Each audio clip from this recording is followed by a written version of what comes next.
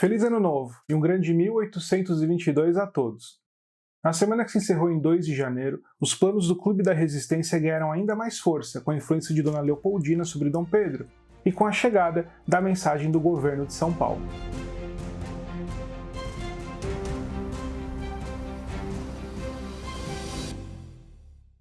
Meu nome é Alfredo de Oliveira Júnior, professor de História aqui em São Paulo, e este canal está acompanhando os principais eventos que levaram à independência do Brasil 200 anos depois. Na semana passada, Paulo Barbosa iniciou sua viagem por Minas Gerais, enquanto em São Paulo, com a chegada de Paes Leme, José Bonifácio começou a se envolver na tentativa de convencer o príncipe a ficar. Em conversa com José Clemente Pereira, que era presidente do Senado da Câmara do Rio de Janeiro, Dom Pedro parecia disposto a permanecer no Brasil. No início dessa semana, 27 de dezembro, Dom Pedro se encontrou com o coronel Jean-Baptiste Maller, que era o cônsul-geral da França no Brasil. Sobre a conversa que tiveram, o representante francês afirmou em carta a seu governo: "O príncipe me disse que estava disposto a atender à demanda dos habitantes desta capital e atrasar seu retorno à Europa, até que o rei e as cortes, a quem se endereçariam protestos sobre esse assunto, decidissem definitivamente sobre a forma de governo que seria adequada ao Brasil." O mesmo coronel Maller afirmou ainda em carta a seu governo: "É evidente, meu senhor, que o príncipe, quem menos tem a ganhar com as cortes de Lisboa, não esperava render-se às ordens de regressar a Portugal e que aproveitou a primeira oportunidade que lhe foi oferecida para atrasar sua partida e ganhar tempo. E essa oportunidade apareceu justamente com a ação do Clube da Resistência." Uma outra coisa interessante das cartas do cônsul francês é que ele sublinhou ainda que a princesa Leopoldina teria tido papel importante nesse contexto e falado com muita vivacidade das dificuldades de partir grávida para uma viagem de retorno à Europa.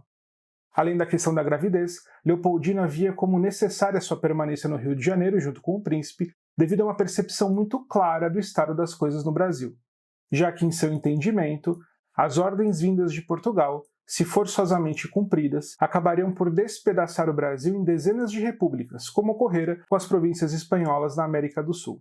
E foi graças a essa percepção que ela acabou se aproximando do Clube da Resistência, especialmente do Frei Francisco de Sampaio, que funcionava como uma espécie de elo entre ela e o clube. Frei Sampaio insistiu então, junto à princesa, para que trabalhasse o príncipe regente e o comovesse a fim de dar uma resposta clara ao pedido que ficasse, formando um novo governo composto de ministros brasileiros. Dona Leopoldina empregava toda a sua ascendência sobre Dom Pedro para conseguir o que os patriotas desejavam. No dia 29 de dezembro, a representação em nome do Rio de Janeiro, escrita no dia 15 pelo Frei Francisco Sampaio, foi apresentada pelo Clube da Resistência a José Clemente Pereira. Tudo estava se acertando no Rio para o dia 9 de janeiro.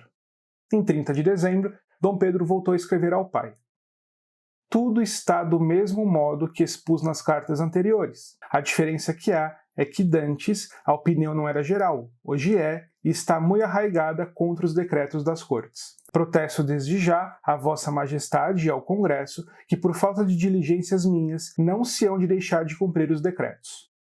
Dom Pedro continuava o seu jogo. Publicamente, se posicionava a favor das cortes, mas em privado, junto com Dona Leopoldina, estava em contato com o Clube da Resistência, sabia dos emissários a São Paulo e Minas, além de afirmar para alguns abertamente que ficaria. Em 31 de dezembro, José Clemente Pereira escreveu uma carta para João Batista Felgueiras, que era o primeiro secretário das Cortes de Lisboa. Nessa carta, o presidente do Senado da Câmara do Rio de Janeiro informava: "A opinião pública se tem exaltado cada dia mais no projeto de rogar a Sua Alteza Real, o Príncipe Regente, que suspenda sua viagem." Ele continua dizendo que pode assegurar que a vontade de manter uma estreita união com a Mãe Pátria e sustentar a Constituição, sempre que se conceda ao Brasil a permanência de um chefe do Poder Executivo, uma deputação permanente nas cortes e os mesmos tribunais que ficarem em Portugal. Mas ele concluiu alertando que algumas províncias começavam a agir com um tom de independência, fortificando-se e preparando suas tropas. E que em Minas, por exemplo, não se queria cumprir os decretos do soberano Congresso e se preparava para cunhar moeda provincial, direito que não lhe cumpre. José Clemente Pereira partilhava do mesmo entendimento que Dona Leopoldina e do Clube da Resistência. Se Dom Pedro não ficasse, o território brasileiro poderia se fragmentar, dando origem a vários novos países, da mesma forma que havia ocorrido na América Espanhola. A situação não era nada boa. Por fim, foi ainda no último dia de 1821 que a Câmara Municipal de São Paulo escreveu uma carta ao príncipe regente, onde se pedia que Dom Pedro demorasse em seu embarque para Lisboa até uma nova resolução das Cortes. Até porque, segundo a carta endereçada a Dom Pedro, ordenam que Vossa Alteza Real vá quanto antes para Portugal, deixando o Reino do Brasil sem centro comum de governo e união, e tornando-o dependente de Lisboa em todas as suas relações e negócios, qual vil colônia. Sua execução, nós ousamos dizer, será o sinal da desunião e da discórdia, será o princípio das desgraças que têm de arruinar a ambos os reinos. No dia seguinte, 1º de janeiro de 1822, o Rio de Janeiro amanheceu com uma nova edição do Revérbero Constitucional Fluminense. O periódico, defendendo que as decisões das cortes ameaçavam as conquistas e o status que o Brasil havia alcançado, questionava: devemos ser menos do que éramos? Daremos calados tudo o que possuíamos? E, segundo o texto, aqueles que estavam deixando a situação chegar nesse nível eram os representantes brasileiros nas cortes. E, se dirigindo a eles, dizia: as gerações presentes criminam o vosso silêncio, e as gerações futuras deixarão de dar bênção à vossa memória. Se não defenderes nossos interesses, se não fizeres todos os esforços para que se apertem os laços da nossa união, sem detrimento das nossas vantagens e do nosso decoro. Foi no dia 1º de janeiro também que 2 novas representações foram escritas, pedindo que o príncipe ficasse. Uma foi produzida por Dom Mateus de Abreu Pereira, em nome do clero de São Paulo, e a outra escrita em nome da cidade de Barbacena, em Minas Gerais. Era o primeiro resultado positivo da estratégia usada por Paulo Barbosa da Silva em sua difícil missão. Ainda no primeiro dia de 1822, Pedro Dias Pais Leme chegou ao Rio de Janeiro após sua épica viagem a São Paulo. O emissário do Clube da Resistência entregou a José Joaquim da Rocha a resposta de Martim Francisco Ribeiro de Andrada.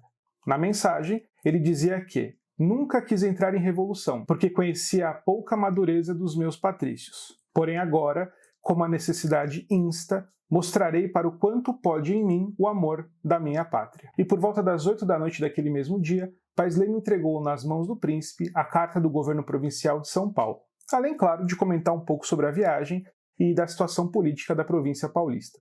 Dom Pedro recebeu com grande interesse a mensagem de São Paulo escrita na véspera de Natal, e alguns historiadores afirmam que houve influência de Dona Leopoldina, que teria feito o marido perceber a importância e as razões da representação paulista. Mas, naquele momento, Dom Pedro não quis que o documento fosse publicado, de forma oficial pelo menos. A ideia do príncipe era outra e foi colocada em prática logo no dia seguinte. Na manhã do dia 2 de janeiro, o intendente-geral de polícia, João Inácio da Cunha, mandou chamar Antônio de Menezes Vasconcelos de Drummond, que era membro do Clube da Resistência. O intendente-geral entregou a ele uma cópia da carta do governo de São Paulo e contou a ideia de Dom Pedro. Ele deveria ir a vários lugares da cidade e mostrar às pessoas o documento do governo paulista, e deveria fazer isso como se estivesse revelando um grande segredo. E Drummond cumpriu a missão com louvor. O primeiro lugar onde ele levou a cópia do ofício foi na livraria de Manuel Joaquim da Silva Porto, um dos locais mais procurados pelas pessoas em busca de novidades políticas. Depois, ele foi até o quartel do 1º Regimento de Cavalaria e, na sequência, até a alfândega. Em todos os lugares, a carta foi lida e discutida, além, é claro, de copiada. E lá pelas 2 da tarde, toda a cidade conhecia o conteúdo do documento do governo paulista, que era debatido por todos, mas nada de forma oficial. Enquanto seu plano se desenrolava, o príncipe escreveu uma nova carta ao seu pai.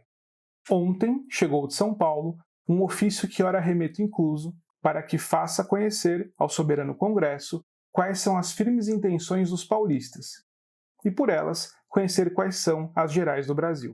Farei todas as diligências para ver se consigo cumprir os decretos, o que me parece impossível, porque a opinião é toda contra por toda a parte. Uma última coisa. Nessa semana, dia 31 de dezembro, o Marquês de Londonderry, secretário de Estado para Assuntos Estrangeiros da Inglaterra, emitiu instruções para seu cônsul no Rio de Janeiro.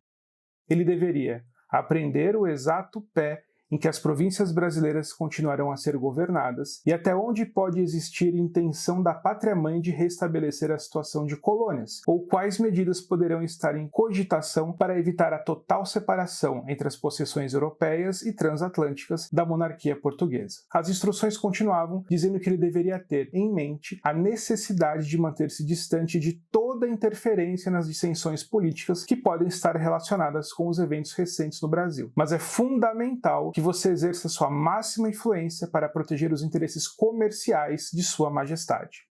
Segundo o diplomata e historiador Hélio Franchini Neto, o interessante das instruções é que, ao contrário da imagem mais comum, o representante britânico não pretendia interferir diretamente no processo político brasileiro. E assim encerramos nossa quarta semana. Uma semana em que Dom Pedro começou publicamente a falar da possibilidade de ficar, com grande dose de influência de Dona Leopoldina, em que o Clube da Resistência conseguiu costurar o apoio de São Paulo à permanência do príncipe, enquanto em Minas, a despeito das dificuldades, Paulo Barbosa continuava sua missão. E esse apoio paulista e mineiro seria extremamente importante para o príncipe, porque garantia a Dom Pedro, além da força política, um possível apoio militar. Afinal, a divisão auxiliadora ainda era uma ameaça na corte. Se você gostou desse episódio, se inscreve aqui no canal, curta, compartilhe, comente, ative as notificações, pois muito mais está por vir. Até a próxima!